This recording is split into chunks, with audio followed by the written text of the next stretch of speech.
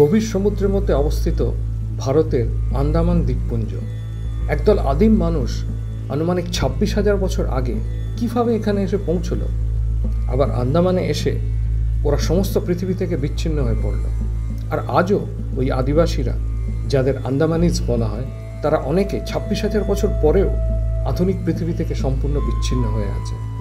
মানবজাতির এত বড় সাফল্যের ইতিহাস ওদের ইতিহাস না, কিন্তু ওদের ইতিহাস আরও তাৎপর্যপূর্ণ, কারণ ওটা মানুষ সৃষ্টির ইতিহাস, আর ওটা মানুষের এখনও সম্পূর্ণভাবে জানা নেই। আন্দামানিজরা শুধু একটা উপজাতি নয়, তারা মানব ইতিহাসের একটা জীবন্ত দলিল। বহির্বিশ্বের মানুষ অর্থাৎ আমাদের সেখানে অনুপ্রবেশ এবং হস্তক্ষেপ সেন্টিনেলিস বা জারোয়াদের মতো আদিবাসীদের স্বাভাবিক জীবন এবং স্বায়ত্তশাসনের প্রতি অসম্মানজনক।